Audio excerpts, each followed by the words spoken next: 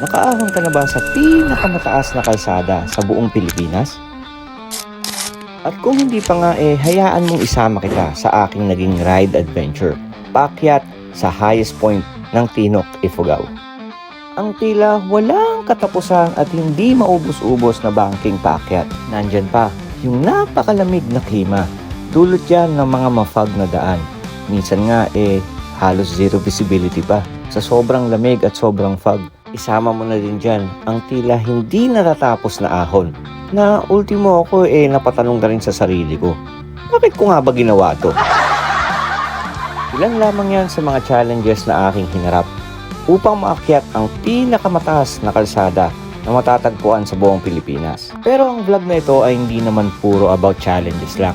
Mamaya ipapakita ko sa iyo kung isa sa pinakamasarap at pinakakakaibang lugar na aking nakainan sa aking mga ride adventure. Medyo may kakaiba nga lang sa pagkakatayo sa kanya pero talaga namang nakakaaliw. So ano pang iniintay mo? Sama ka na sa ride adventure ko. I'll see you on the road.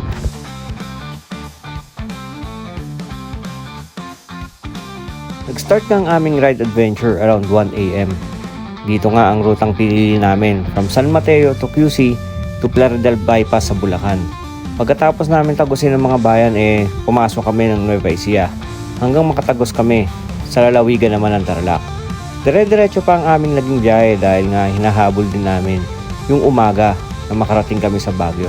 At pagdating nga dito sa Pangasinan, dito na ang aming first stopover para kumain saglit at makapag-recharge ng kaunti. After nga nun, bakbakan na naman. Dire-diretso ulit ang aming naging biyahe.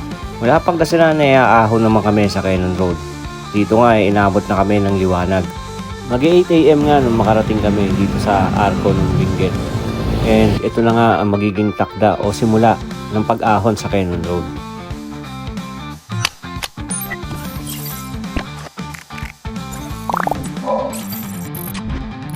Nag-picture lang kami dito saglit and pagkatapos nun nag-continue na rin kami kaagad sa aming travel. At dito nga namin nadaanan ang Bridal Veil Falls na matatagpuan along Quezon Road. Pwede nyo yung pasyalan kung madaanan nyo. Ang Quezon Road nga ay isang scenic 33.5 kilometers na span ng road na nagdudugtong sa Rosario, La Union to Baguio City. Sobrang scenic kasi nga tignan nyo naman yung view. Ikaw na rin mismo makapagsasabi na napakaganda talaga. Hindi mo may iwasang sulitin ang paglalakbay dito sa 33.5 kilometers na kalsadang ito. Ilan nga sa mga atraksyong makikita mo sa along Quezon Road yung nadaanan na nga nating Bridal Veil Falls. And syempre meron din ditong view deck na makikita mo yung zigzag road ng Quezon Road. And lastly syempre itong Lion's Head na sikat sa mga turistang dumadayo dito sa Baguio City. Konting pictures nga lang ang aming ginawa at hindi na rin kami masyado pang nagtagal dito sa Lion's Head ng Quezon Road. Dire-diretso na ang aming naging biyahe papunta sa La Trinidad, Benguet. Aware kasi kami na medyo natamaan na yung aming travel time and kailangan namin mag-adjust ng kaunti. Isang quick stopover pa nga ang aming ginawa sa may bandang arko ng La Trinidad, Benguet. Yun naman para mag-almusal lamang at quick stop lang talaga. After nun, diretso na nga sa isa sa mga most exciting part ng biyahe na to, ang pagdaan sa Halsema Highway. Ang Halsema Highway o kilala rin sa tawag na Benguet Mountain Province Road or Mountain Trail ay isa sa mga pinakasikat na kalsada o daanan papuntang Sagada mula sa Baguio City. At sa haba nitong 150 kilometers talaga namang mauumay ka sa dami ng banking na iyong dadaanan. Ang Halsema Highway din ay isang napaka-importanting ruta dahil ito ang nagdudugtong sa Baguio City sa munisipalidad naman ng Bontoc Mountain Province. Sa haba nga ng ruta na ito mababaybay mo ang 8 bayan ng Benguet at 4 na bayan naman ng Mountain Province. Habang binabaybay mo nga itong Halsema Highway, talaga namang ma-appreciate mo yung ganda ng tanawin. Ingat ka nga lang dahil syempre mataas ang kalsadang ito at syempre bangin ang iyong babagsakan kung mag-overshoot ka. Anyway guys, ang Halsema Highway kilala rin sa mga magagandang tanawin. Bukod sa overlooking itong sikat na half tunnel kung kanilang tawagin. Madadaanan mo lamang ito bago ka pa makarating sa Atok highest point o yung tinaguruan nilang second highest point. Around 11 AM nga nung makarating kami dito sa second highest point sa Atok, Benguet. Maraming mga riders ang aming natatnan dito. picture taking, yung iba naman konting pahinga siguro bago dumiretso ng Sagada. Di rin kami masyado pang nagtagal dito dahil hindi naman ito ang aming first time na makarating dito. Konting selfie lang and syempre tingin-tingin ng mga pwedeng bilhin na souvenir. After nun, diretso na kami sa pinaka-mission namin, ang umakyat sa highest point patungong Tinok. Around 12:20 nga ng tanghali na makarating kami dito sa arko ng Buguias. Ito na ang magiging hudyat o simula ng mas malamig na mga daan dahil nga dito sa mga mafog at minsan medyo maambon pang mga daan. Hindi na nga ito nakakagulat dahil on the average, ang elevation ng Buguias is around 5,500 feet na talaga namang magbibigay sa iyo ng chills o lamig. Sakop din nila ang ilang parte o segment ng Kiangan Tinok Buguias Road. Ito nga ang daan patungo dun sa highest point. Ilang saglit pa nga, around 12:46 ng tanghali nung makapasok na kami dito sa Kiangan Tinok Buguias Road.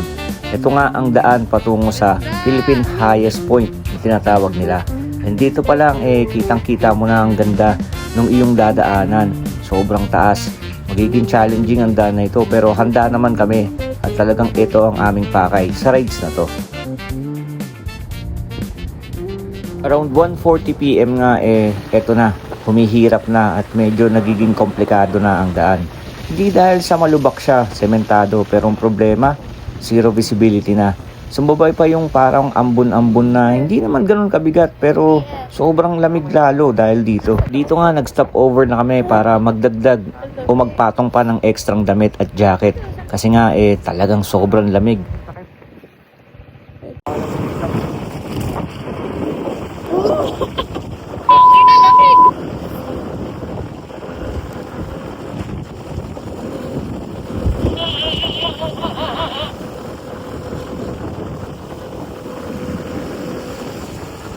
Sa puntong ito kung ano-ano na lang ang ginagawa namin para hindi namin masyadong maramdaman yung lamig. Nakakagulat na meron pa rin kaming mangilan-ngilan na nasasalubong galing doon sa taas. Nakakita ang mga person. Sana pa after kasi.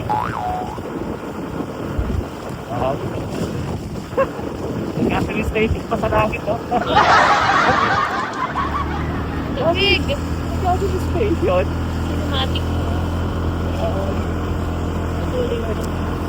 Sa puntong ito ramdam na ramdam ko na yung tarik at saka hirap sa pag-ahon. Hindi naman ito ang first time ko na umahon dito sa highest point. Ang pagkakaiba lang nung unang punta ko kasi naka-raider ako at wala akong angkas. Ngayon kasi bukod sa may OBR na ako ang dami kong dalang gamit. Yung mga pang-camping namin bit namin. Pero kinaya naman ng ADV natin. Syempre, yun ang dahilan kung bakit tayo nagpe-prepare ng maayos bago ang ating long ride. Kaya naman ang mapapayo ko lang sa mga gusto ring umahon dito sa highest point syempre ang pinaka-importante ay i-prepare yung motorsiklong gagamitin mo. Kailangan nakakondisyon siya sa mga ahon. At syempre dapat meron din kayong mga ilaw na swak sa mga ganitong mafog na daan.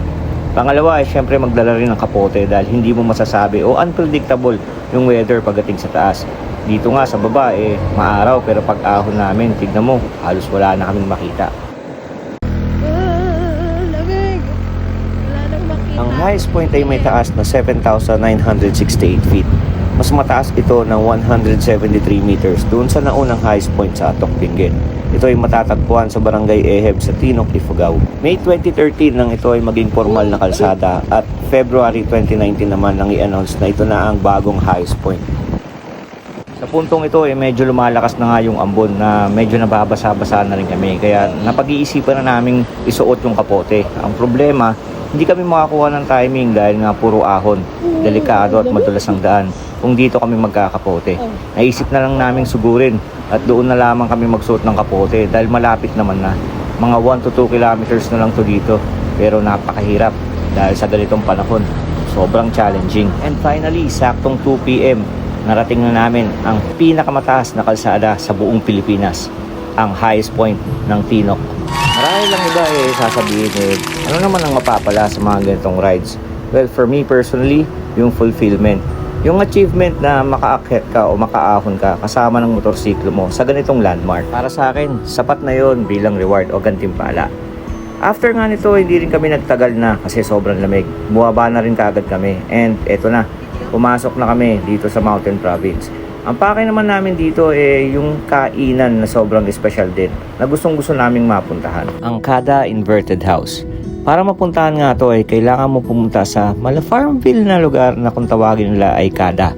Ito ay located sa Barangay Balili sa Mangkayan, Benguet. Ang Kada Plateau ay tinagurihan ngang Farmville of Mankayan dahil sa napakaraming terraces ng mga highland vegetables gaya ng repolyo, carrots at saka mga patatas. Pag sinwerte ka nga maaari mo pang matimingan yung sea of clouds nila sa umaga. Hindi na ito nakakagulat dahil mataas na lugar ang Kada. At may mga pagkakataon pang nagda-drop ang temperatures nila dito from 11 degrees to 12 degrees Celsius. Kaya wag na wag mong kakalimutang magdala ng jacket.